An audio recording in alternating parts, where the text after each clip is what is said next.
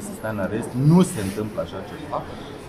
Andrew are o stare de sănătate precară din cauza unei afecțiuni preexistente și mă opresc aici. Clientul meu nu vrea să vorbească despre asta, nici nu vrea să folosească asta în apărarea ei, nici în pledoariile avocaților nu a fost susținut o astfel de teorie. Da?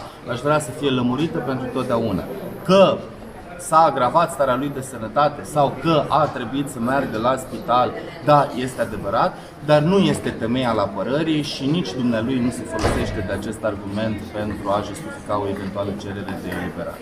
Vedem că judecarea acestei măsuri s-a petrecut destul de repede, adică încă nu a expirat, teoretic, nu au expirat cele 30 de zile. Știți da, de așa ce? se întâmplă și corect, pentru că ar trebui judecată cel puțin cu 5 zile înainte de expirarea mandatului, pentru că împotriva acestei soluții de astăzi se poate formula calea de atac a contestației, pentru ca judecătorii să poată avea timp să își motiveze soluțiile, să trimită într-o eventuală contestație dosarul la instanța superioară, desigur, ea se judecă întotdeauna cu câteva zile înainte. Acum că am înțeles marți este zi liberă și poate chiar luni, cu atât mai mult trebuia să se respecte termenele pentru a nu